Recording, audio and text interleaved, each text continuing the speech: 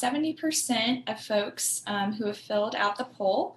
So I'm going to end the poll and I'm going to share the results, and I'm going to pass it over to Niles Friedman, one of our Rollins alumni board members, to talk through the results. All right, welcome. Hello, everyone. Again, my name is Niles Friedman. I'm a Rollins graduate from the Health Policy Management track. Have actually worked across a lot of different sectors, industries, and geographies. So we really are buzzier terms, but these are areas within primarily the government space that have been around for a good maybe 10, 15 years, but they're areas that we think, I've worked in them, and I know a lot of folks with public health backgrounds that have worked in this area as well. So it's kind of this space where we're thinking about, for folks that are interested in new careers, where you might want to think about sort of investing maybe some time. So we can talk a little bit more about that, I think, through the panel discussion, which really represents, I think, a really broad breadth of sector and industry experience from Rollins grads, and we'll get to that in a few minutes. But as far as the poll, so this was really interesting too, and we did a similar event out of New York. The numbers were actually quite similar. A lot of folks, majority of folks in the public sector, a little over 30%. If you add in the public and nonprofit sector, those combined, that's well close to 50. And then what's interesting here is that there is a strong percentage, and this is again very similar to what we saw with the New York event, close to 40% that are looking to make a transition into the private sector. So obviously it's not a one-to-one from one sector to the other, but this idea that folks are really interested to invest more time in the private sector, I think this is starting to become a bit of a trend, Laura, I think, which is really, really kind of interesting. The other part here that I think is another dimension of where I think there are definitely some trends when you start to look here at the public nonprofit area, as well as the hybrid. And hybrid could be a multitude of different sort of combinations, but I think this idea of cross-sector experience is really becoming a commodity in the market right now. So if you've worked in the private sector, if you've worked in the public, if you've worked in both, if you've worked with social impact organizations, if you've worked with nonprofits, the ability to, one, I think, say you've worked in those sectors collectively, but then be able to demonstrate sort of those collective skills that can be transferred to really any sector is really marketable right now. And then when we talk about these three areas, so have you heard of civic tech, civic innovation, or gov tech innovation? I mean, that's actually those are really strong percentages that folks have heard of these, which I think is really encouraging. So for folks that are familiar, when you start to think about this space, this is really about how government redesigns and thinks about service delivery for the public. Civic tech has much more of a focus on communities and individual residents or populations that a government is serving. So that could be a city, county, state. GovTech innovation is how does technology and innovation and data and analytics, how does that better support the government and how it actually operates? So is there an efficiency component? Is there a more effectiveness in way they operate that then more directly serves the public? So CivTech, much more externally focused, GovTech innovation, more internally focused to the government.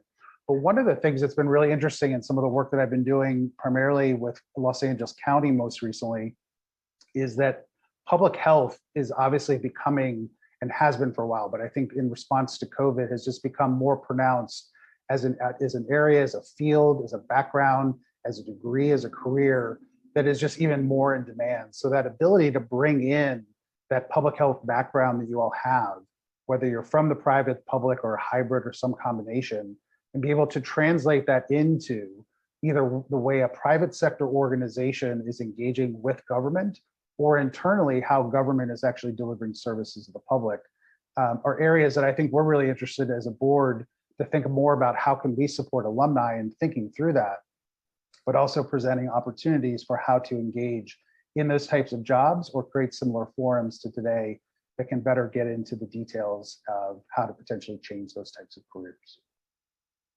And one of the things I would encourage as we shift to the panel in a minute is if you have questions, throw those in the chat. Or if you have ideas of new careers or things that you're pursuing individually, we'd love to hear about it because then we can tailor future events that are really custom specifically to this market in Southern California and Los Angeles that we know is so diverse and so big.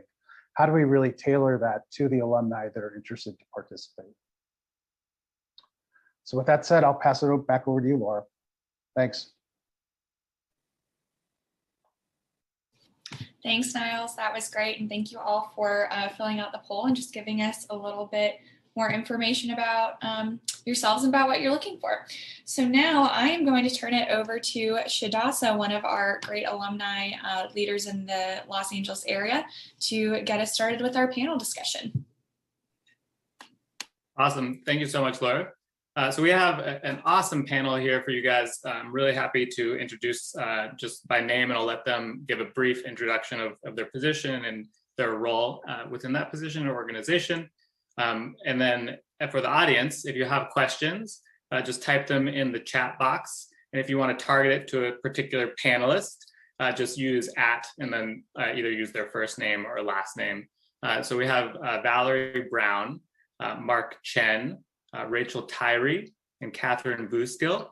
And I'm going to let them go ahead and introduce themselves, give a brief introduction, 3 minutes or so. And we'll start with Valerie Brown. Hello, everybody. Good evening to those on the East Coast. I'm Valerie Brown. I am a hematology oncology specialist with a startup company called Pharma Essentia. And so basically what I do is I sell chemotherapy.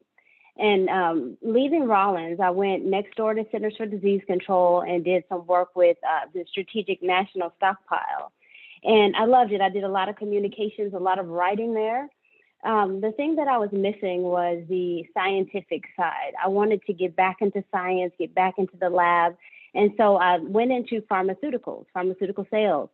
And this was not something I thought about when I was at Rollins. I didn't think about this as being a public health career, but once I started getting involved and seeing, the way the offices run, the way that patients get access to the medications, the different mechanisms of action, I thought this is a wonderful job. And I encourage, any public health professionals that are interested in moving over to the private sector to consider pharmaceutical sales. The independence I love. You can make your own schedule, make your own day. I love the fact that you're at the edge of cutting edge technology. When new cancer medications or combinations come out, you hear about them first, you talk about them. When you have a loved one that has cancer, you know where to send them, you know who to talk to about what you should do. And so, I've been in this industry for 15 years now. I started with neuroscience sales, and now I do strictly oncology, hematology. And I'd be happy to speak with anyone who is interested in just learning about this sector and learning about how the different, there are contract positions I'll talk about a little bit later. There's health economics, there are training positions, marketing positions, many different things that touch on the topics and the areas we covered at Rollins. And so I think it's an excellent match, and I've really loved it over the years. So I look forward to speaking more about it. Thank you. Thanks. Mark Chen, if you'd like to introduce yourself. Thanks, Shadasa. Good afternoon, good evening, everyone. My name is Lieutenant Commander Mark Chen. I'm an environmental health officer with the Commissioned Corps of the U.S. Public Health Service. I am stationed at FDA in the Office of Partnerships currently, where I work in the Division of Standards Integration. In my current role, I am in the process of building out and developing a new regulatory program standards for the produce safety rule. For those who are familiar with food safety, 21 CFR Part 112, and having program standards that states can adhere to. And that way we have a properly integrated food safety system across the United States. Also a program and system that other countries can look forward to, and also ensuring that states can work and together and have some mutual reliance upon the type of work, laboratory results, those types of items that come out from programs like that. I graduated from Rollins in 2008, the Global Environmental Health track. After that, I started with FDA, and I've been with FDA ever since as a field investigator, followed by an emergency response coordinator, and then back to field investigations, but specifically in produce before moving into my current role. So it's been a great career path opportunity along those lines within the agency. And then obviously as a Commission Corps officer, I've had multiple opportunities now as well to deploy in response to a number of different emergencies, whether it's flooding or hurricanes in the American South or Ebola response in Liberia in 2015. And then obviously for the past year, a lot of time spent away from home dealing with COVID response. So being in the public sector for this time has been great. It's also wonderful to hear from folks like Valerie, to hear going from the public sector into the private sector. And then, in my current role, it's a lot of interaction, not just with state governments, but also with industry associations, and trying to really understand how we can best deliver information and resources to industry to help them provide safe food and provide proper, good, safe products to the American public, who is ultimately our primary customer. So anyway, great to be here, and look forward to hearing from everyone else. Great, thank you. Rachel Tyree. Hi, good evening, everyone. My name is Rachel Tyree, and I'm with the Los Angeles County Department of Public Health. I have been with LA County pretty much since I graduated from Rollins.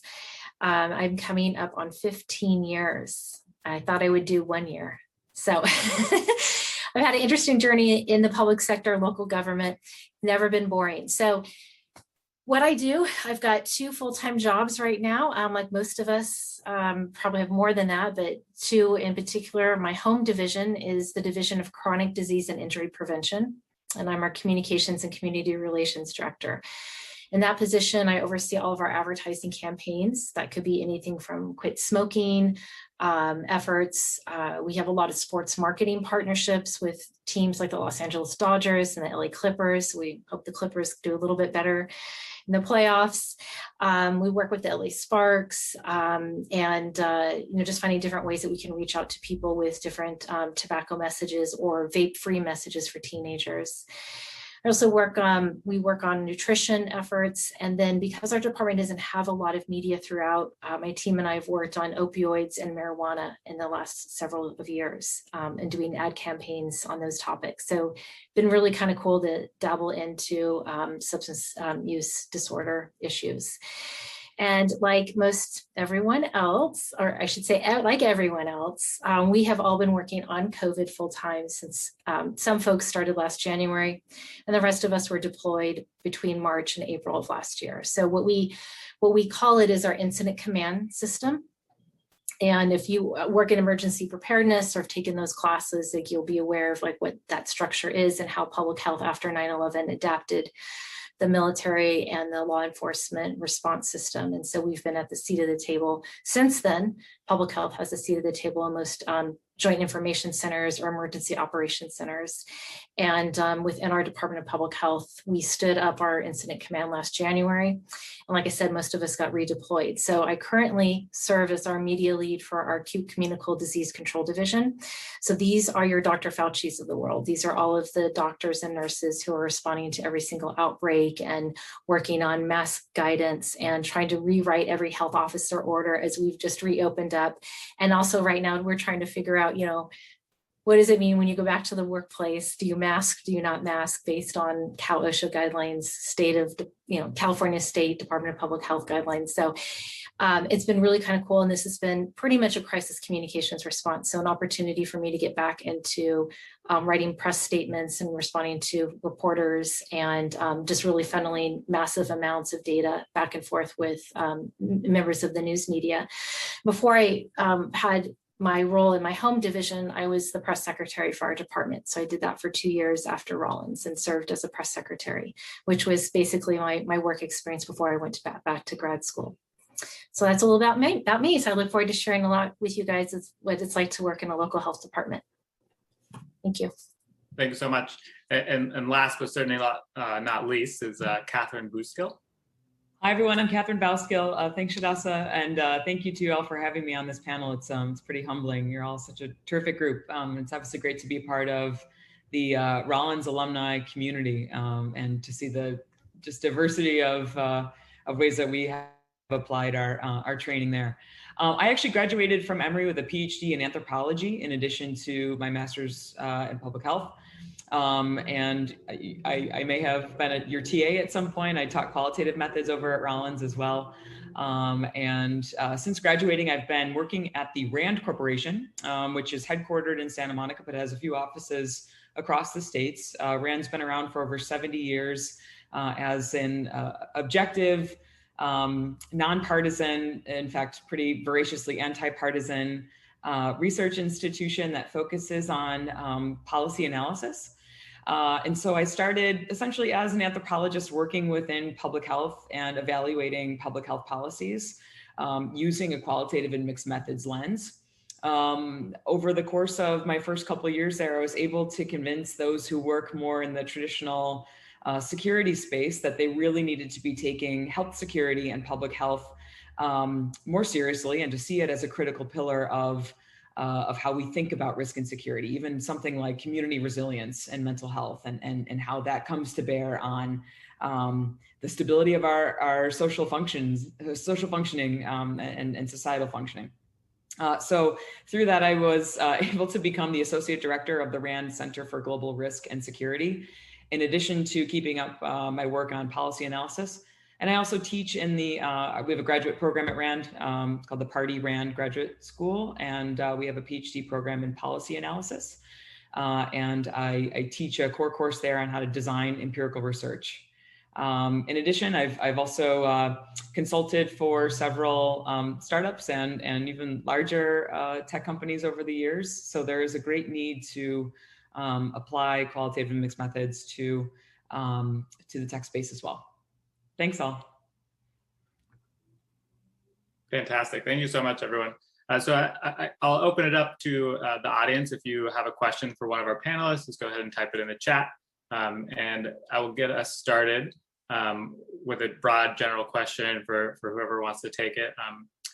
I'm curious, in your industry or sector, what are some burgeoning public health opportunities?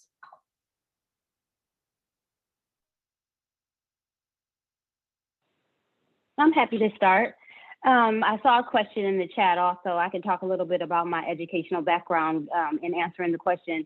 I went to Stanford for undergrad, Stanford University for human biology and political science. And those two, I thought that I would combine those two majors with with public health. And so that was my thought process in coming to Emory after. I finished at Emory in 2000 and walked in 2001. And so that's a little bit about my educational background. In coming to Emory, in coming to CDC, I did a lot of writing, like I said, with the Strategic National Stockpile, and came over to Eli Lilly to start my sales career. And, I also, just to start, one of the burgeoning careers would be a sales rep, like I already talked about. I think it's a great way to start and break into the industry. And it's a very lucrative place, so you would probably see very equal or similar salaries if that's what you're interested in. But I think also there are a couple of other burgeoning careers that I've been seeing popping up the last couple of years. One of them that completely reminded me of Rollins was a position called the Health Economics Outcome Researcher. And so this group actually came and spoke to our team at work about what they did. And a good way to explain it is just by using an example that they use. And one example is drug A costs more than drug B. But drug B, after the person is on this drug for a while, it causes complications and possible hospitalizations. And so therefore, drug B ends up costing more to the patient in terms of economics and the patient outcomes. And so therefore, drug A would be the better choice from the start, from what we know with research, after looking at these drugs for so many years. And so this economic researcher would talk to the physician about maybe changing their process. What they learned in medical school now might be something different. There are new drugs out, there are new outcomes that have been studied. Maybe this is something you should think about changing, your algorithm in terms of treating this patient with this disease. And so I think this is a career that screams public health. And if you're into researching, if you're into looking at outcomes, kind of digging through the data and, building a case, it's very much like consulting as well. I think this is a great career for people in public health. Another career is the regional or national account managers. And these are all in pharma or biotech. And so all the companies have these positions. This is also not a new position, but whenever I see someone, basically I worked at a company called Celgene before I came to this new startup this year. But whenever I saw someone with an MPH degree, they were in this field. And this is an account manager. This person does contracts with either group purchasing organizations on a more local or regional level, national contracts, maybe with a big company like Kaiser or a big insurance company. But they're the ones to make sure that we are on the formulary, our drug is on the formulary, available to patients, accessible to patients. And so this person would just kind of make sure that all the contracts are in place. So when the patient shows up and they need to get the medication, that it'll be easy as possible and seamless for them to get the medication. And so basically, those are just two of the careers that I've seen lately that to me scream public health. When you look at the different dynamics of the position, they cover all the topics and all the, different coursework we covered. And I think that just to see those kind of things grow in your career is, I think that it will be a good change if you're looking for a change or a way to start in the private sector. Mm-hmm. Thank you. We have a question in the chat directed towards Mark, so I'm going to grab that question for Ben. Mark, how did you get into the public health service, especially without an MD or terminal degree? That's a great question, and happy again to chat with anyone afterwards as well. But the Public Health Service Commission Corps has 11 professional categories spread across almost every field in public health. So we have our traditional physicians and dentists, but then we also have categories like myself in environmental health, engineers, and then the overall catch-all grouping that we call health science officers or HSOs. So depending upon which category you're in, they all have different what we call qualifying degrees. That's going to be the particular degree that would grant you the professional or the educational background to be what we call professionally boarded into the Commission Corps. So for most folks, if you are not going to be in one of the other categories, and a general MPH, Rollins is accredited, right, with CEPH, the Council for Education and Public Health. Laura can probably correct me if I totally butchered that acronym. But because it is a CEPH accredited program, any Rollins graduate with an MPH or, at this point, a DRPH could certainly have a qualifying degree. For those with other backgrounds, you could go in with a bachelor's. So my category, the environmental health category, does allow qualifying degrees from certain specific programs at the bachelor's levels. Similarly with our engineering category, they allow bachelor level degrees there. So lots of different opportunities there. Myself, in addition to my MPH from Rollins, I went to UCLA for my undergraduate and got a BS in marine biology. So that was sort of how I launched into environmental health specifically. But that's the general bit there, and yield it back to Shadasa. Great. So we have about 10 minutes left, and so let's try to keep responses. We'll keep them like a minute or two. But we have a question for whoever can answer this. Looking for an example of positions that do a combination of data analytics, EPI, and systems integrations. Are there organizations calling for these informatic roles? I think I can speak briefly to a local health department? The short of the answer is yes. In fact, this is what we are hiring across the board, is folks who have epidemiologic and data skill sets. So no matter where you're at, if you're here in Southern California and you want to look at Los Angeles County, or let's say Pasadena or Long Beach, the 3 health departments in LA County, you want to look at Orange County Health Agency. So all of us have a lot of CARES Act funding, right? So, we have, this is our funding streams are all now to respond to COVID.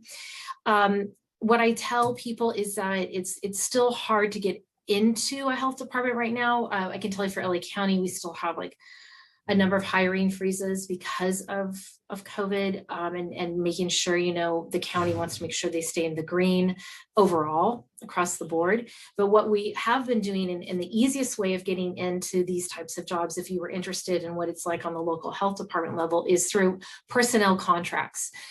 This is how a lot of health departments are doing all of their hiring right now, and we're desperate for data people. Our systems, we don't call it informatics. I think it's a fancy word, but at the health department, we're still kind of old fashioned. It's just epidemiologist, research analyst. That's really how it looks. And then once you come on board, we have all the different systems that we are funneling all of our data in, that get cleaned and get reported out every single day, like at our weekly at our press briefings, and every day in our press releases.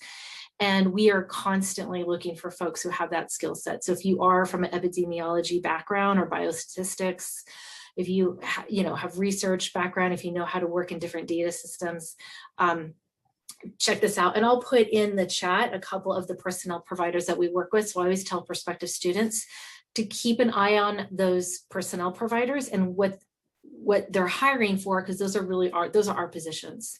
And with CARES Act funding, these positions are at least 2 years. So it gives you good experience of the health department if you're not sure you want to do that long term, but it also allows you to get to know the health department staff.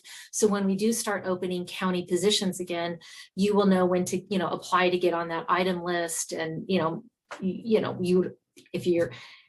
would know more people to potentially have a better shot, at a position. So those are significantly really huge right now. Excellent. We have another question. This is a great question. They are saying, I'm mid-career with over a decade at CDC, but I would really love to grow my career. It's a little daunting to leave since my whole career has been in the public sector. How can I best market my epi/data analyst skills to not just public health jobs, but other private sector employers?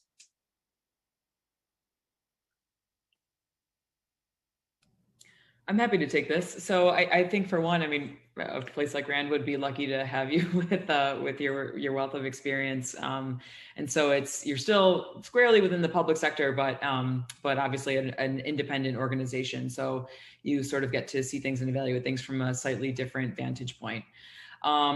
There's also a really great opportunity if you were to slide into the private sector, where you can demonstrate the ROI to, say, city officials on what smart technology can do vis-a-vis increasing public health. And so that's a data management and integration issue. That's also really helping our leaders connect the dots in between investments that they might be able to make, even if it's like traffic patterns or installing lights in parks and things like that, and being able to show the downstream impacts. So if you are somebody who likes to think in terms of systems analysis and essentially connecting those dots, I would say start looking around at some of the startups that are out there, and some of the emerging technologies that really need someone who understands policy and the intricacy of data. Excellent. The next question may be best addressed by Rachel or maybe Mark, but the question is, how can we leverage an NPH in getting health communications positions, and what can we do if we want to get more involved in health communication roles? I'll try to answer this really quickly, since this is what I do for a living. And it's a passion of mine of how to do more of this. So I can only speak from a local health department perspective. And I'll tell you that it's still across the board not really supported in a county system. So there are no such thing as health communication positions at the Department of Public Health. You either sit on a public information officer item, or you do what I do and you just work your way through the department and you meet the right people and you start to build your own communication shop, which is what I did. And I sit on an item called the health program analyst, and there's a series of them, right? So it makes no real sense, but part of it is it's an ongoing thing that we have to continue. And I think it kind of filters back up to CDC. And this is like a huge just overall task at the local health department level of how do we be able to support health communication type positions, because everything at a local health department level goes back to either being paid for through tax dollars or grant funding. And if your grant requires you to do a media and public education campaign, then you need to have somebody who can do that skill set. And that's what we mostly do in my home division of chronic disease. We're mostly like grant funded, and most of our grants do require us to do public education and media. And that is how my team and I evolved to what we are. But our positions are paid through multiple programs within my division. So it's always constantly a battle for me to make sure that my staff are funded and I have them. My staff is half county employee and half contract. And once those grants go away, those contract staff go away. And it goes back to just the core group of us. And so it's not sustainable, but this is an ongoing challenge and issue that we constantly have of how to get communication supported. I think you could say that across probably every sector. Communication items in the last year, health communication positions have been cut first in COVID. And so it is a constant, I'm constantly lobbying for what we have, but I wouldn't say give up, because there's a lot of nonprofits and foundations and contract positions that you can come in on to get that experience and then to start to build your resume. But it's constantly something we're always challenged with how to get. And I can only again speak from a local health department perspective. Thank you so much. So for the sake of time, we're going to have to transition from the panel to our career coach. I do see that there is a question in the chat from Samantha, directed at Rachel. And if it's okay with you, Samantha, Laura can forward your question on to Rachel and connect the two of you so she can answer it in an email. So it's my pleasure to introduce Kim Shope. Kim is a professional certified coach and holds an MPH from Emory University and a Bachelor of Arts in Psychology from the University of Texas at Austin. She created Shope on purpose to fulfill her passion for providing leadership coaching to individuals and teams. Kim has over 12 years of experience consulting with PricewaterhouseCoopers, healthcare, financial services, and public health sector clients looking for talent development. Thank you so much, Kim. Absolutely. It's a pleasure to be here with you all. And if you give me just a moment, I'm going to share my screen. All right. Can everyone see this? Looks great. Great. Awesome.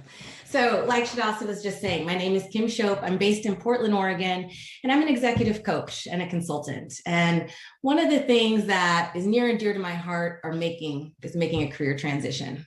Like Shadasa was saying, I started off my career, graduated from Rollins. I'm an 05 HPMer and joined PwC straight from my program. And the first 10 years at PwC, I learned a ton. I made a lot of relationships, and I started to realize, some things for myself. One, I was traveling a lot. I was on the road. My hours were long. I was starting a small family, and I wanted to really think about what else I could do with my career. And there ended up being an internal opportunity for me to take a rotational role and basically become an internal facilitator, an instructor who was responsible for developing PwC talent across the US. And, that's where I discovered my professional passion, which is really supporting people as they identify their purpose and put it into action. And so this is where the career transition is near and dear to my heart, because I ended up leaving the firm. And like Shadasa said, I started Shope on Purpose LLC, and things have kind of taken off from there. So I'm excited to share this information with you all tonight. And I want to just, set the stage around career transitions, because they can happen for a variety of reasons. We're often looking for new challenges. Maybe like I experienced having a small family and looking for a little more balance. Maybe our contract is up and it's time to look for a new role or new opportunity. Maybe our professional interests have changed. Whatever the case may be, career transitions come along and we have to deal with them, right? And so I want to share this quote with you all. And I don't know if you can see it. You might also see everyone else. All right. And this quote is from Mandy Hale. She's an author. And here's what she says. Trust the wait, embrace the uncertainty, enjoy the beauty of becoming, because when nothing is certain, anything is possible. And so I like to keep that perspective when I'm talking with people about changing jobs or changing careers. It can feel a little bit uncomfortable at times, maybe a little bit scary, but the exciting thing is anything's possible. So it's really about figuring out what you want to do and being really clear about it. And so a lot of times clients come to me and they have a series of questions when they're in this mode of wanting to change job or change careers. And so, one of the questions they start off with is, I want to change my career or job. Where do I begin? Where do I start?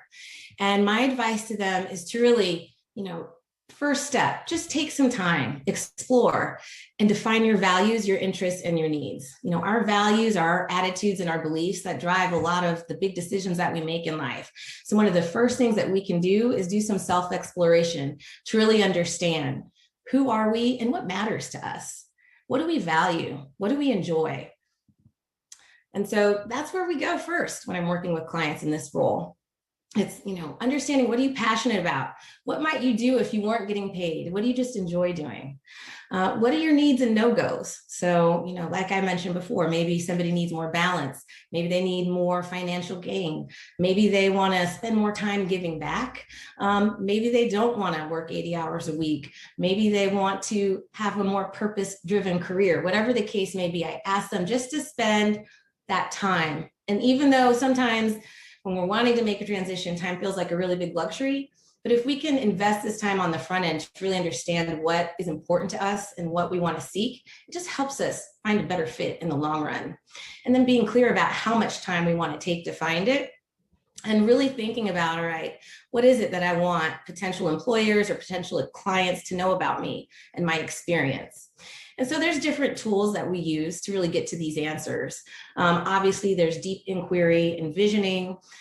There's value cards and value activities and exercises. I'm showing you this planning on purpose card deck, but there's a variety of different values exercises out there online. We can spend some time on a life scan wheel, and basically a life scan wheel just divides our lives into 8 different sections and helps us really understand, what we value most and how satisfied are we in each one of these components of our lives. And then, thinking longer term, you see that vision board in this picture. So maybe even developing some kind of vision board or plan to help us just remember what we value and why it's important to us. So that's the first step.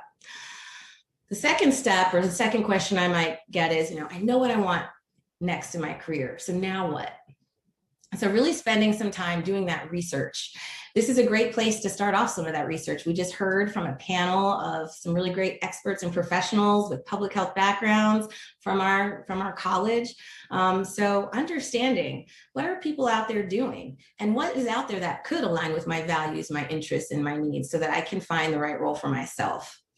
So there's a lot of different tools and activities that can guide this work. And I'd say, you can pay for resources, or you can go out there and find free resources, whatever makes sense for you.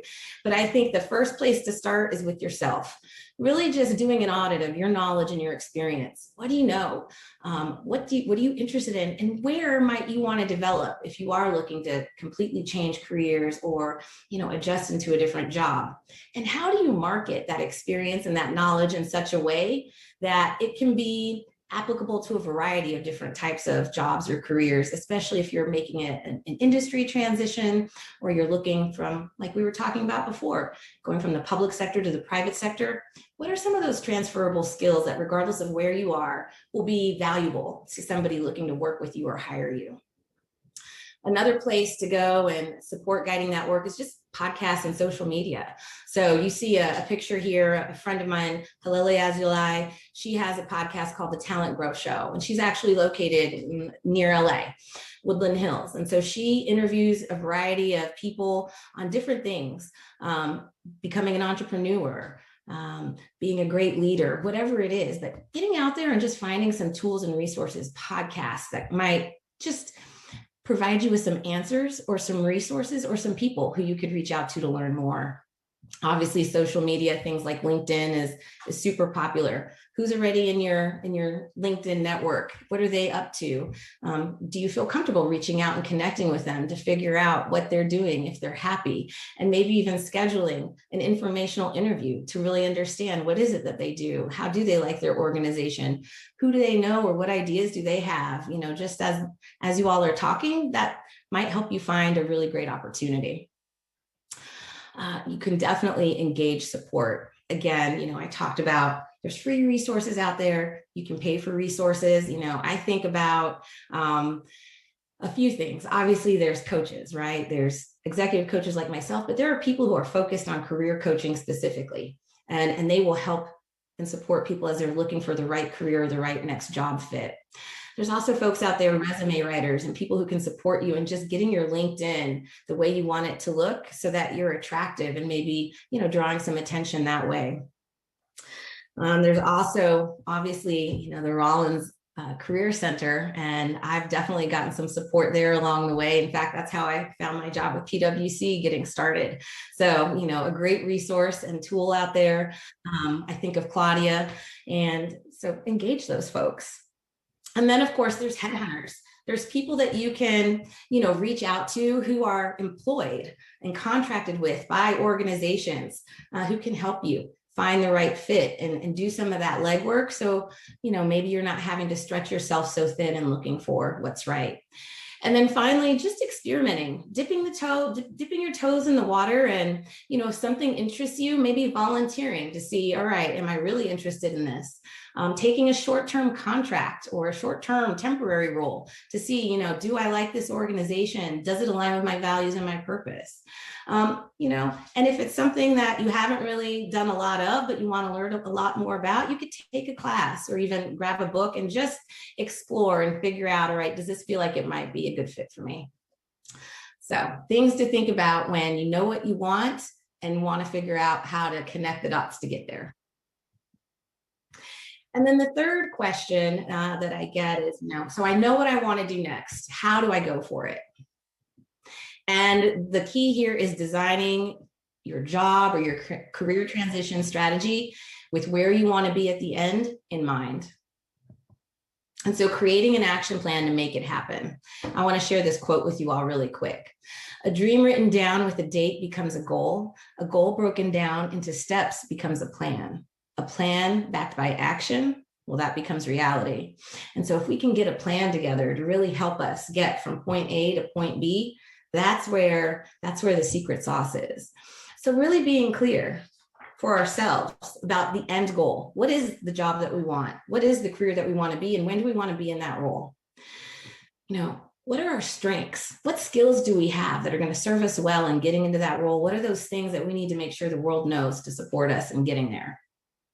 What are some of the obstacles or things that we're going to have to overcome? Maybe we've got to build some new skills. Maybe we've got to develop some new relationships in order for the universe to know that we're out there and available and interested. What existing relationships do we have that can support us? And really just coming up with some milestones and some end dates of, all right, I really want to work this plan and do this thing so that I can end up with the role I want or the career I want, the right fit for me. And so, the last part of this really comes down to strategic networking and planning with intent. Intention is so important and it's a huge part of coaching. And so, one, being clear about what you want. All right, I know that I want to make a job or career shift to XYZ in the next however many weeks, months, or years, right? Being clear about that. And then thinking about how you connect. What relationships can really help me be successful? And identifying who are these people out there that I want to either maintain a relationship with or start a new relationship with. And then finally, I feel like this works the best and we've already been giving of ourselves, but I say give, and ask too. So, think about those people that you've identified. What type of support or help can they share with you? And what can you do to support them in advance or in return? So really thinking about networking as something that's mutually beneficial, and it's about both parties really coming away with something good.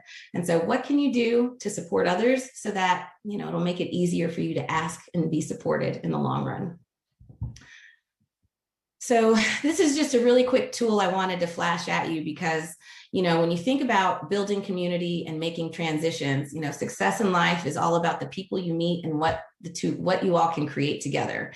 And so just getting really clear about who's in your network, what nonprofit connections you have, what events you're attending, what community connections you're making, former colleagues, current colleagues in your personal life, but really just being clear, maybe setting some goals for yourself and getting out there and letting the universe know what you want in your career so that you can make it happen for yourself. And just being here today is a really great start. So I'm going to pause here. I know that maybe there's some questions out there. And so I just want to see, what comes to mind for you all. I don't know if anything's happened in the chat or if people want to come off mute and just share a question they might have.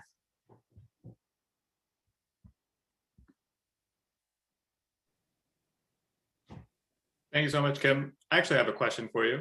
Sure. If you wouldn't mind going back one slide. I think it was the give, and ask to. Uh-oh, let's see if I can control my slide deck. Uh-oh. That's okay. I think I'll be able to recall. But it was the second bullet of offering up some kind of support or something in return.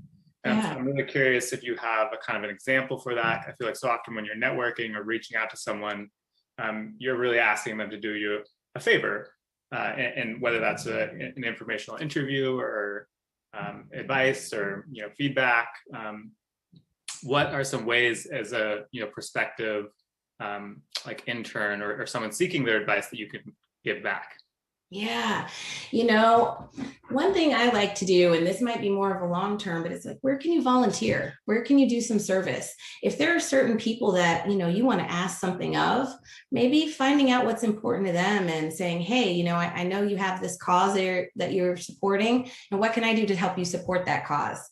I've joined organizations, I've sat on boards, and I find that's just one really great way to start giving in advance. And it just makes it a little easier to ask later. I also think of my time at Rollins, and I got really involved with APHA and ACHE, and for the student chapters, and would put on some events with fellow students, partnering with career services at Rollins. And you know what? That made such a huge difference for me when I was getting ready to interview and look for a consulting job, because the folks at career services remembered me. They knew what I was willing to contribute, and without me asking and without me even knowing, they spoke to the folks at PwC on my behalf and really shared what I was about and what I could contribute.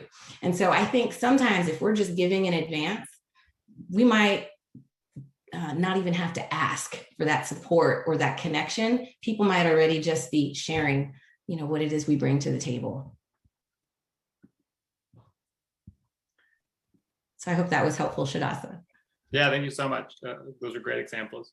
If there are any questions, just go ahead and type them in the chat or feel free to come off mute.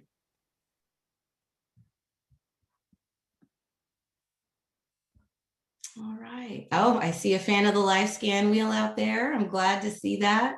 It's one of my favorite tools, and I appreciate you, Celia, for just sharing that. This has been inspiring.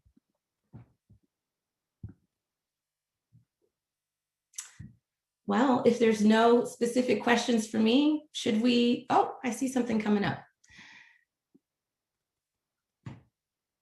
Is there a certain point when age, in other words, for example, turning 50, when it becomes more challenging to change careers? I think that's a really great question. And I would say it can become harder as we get older to change careers. And I think the key is, again, really having those relationships with people, with organizations that know who we are and what we're about, and using those relationships to help us get in the door to places that we might want to get into, regardless of our age. I think there can be challenges with being more tenured in your career. And I think there can definitely be challenges with being more junior in your career. So it's really being able to share what you're about and use some of those relationships to really support you in finding what it is you want.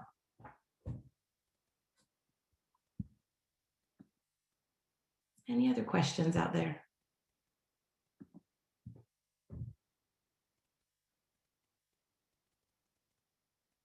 All right, Shadasa, well, I'll pass it back to you. Thank you so much, Kim. Yeah. All right. Well, thank you so much, everyone.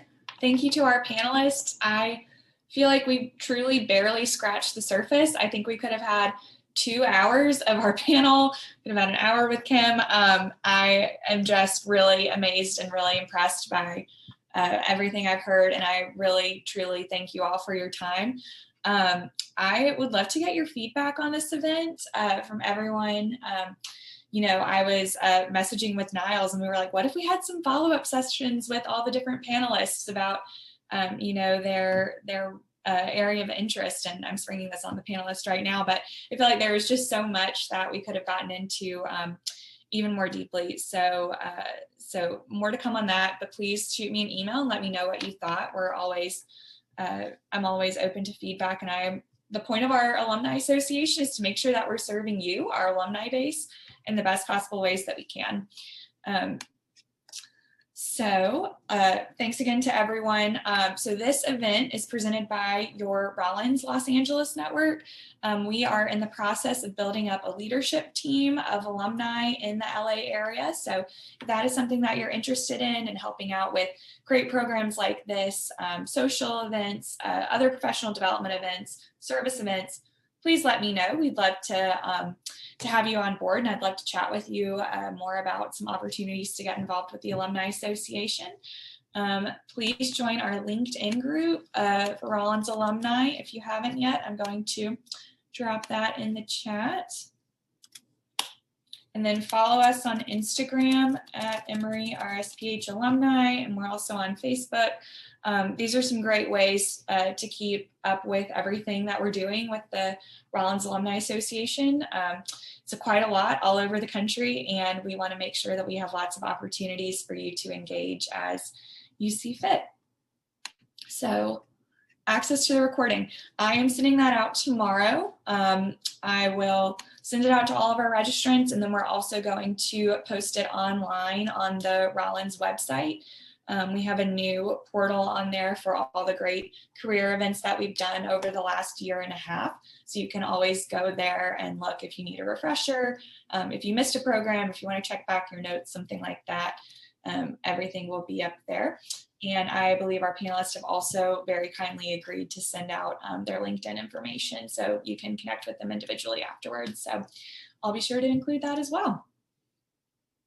All right, does anyone have any questions or anything before we head out? I know we have a minute or two. Figure probably not. All right, well, thanks so much, everyone. I really, really appreciate it. And I'll be in touch with some more information, and please reach back out to me. And thank you again to our awesome panelists and organizers. Thanks, Laura. Thanks, Niles. Thanks, everyone. Thank you, everyone. Thanks, everyone. Thanks, Shadasa.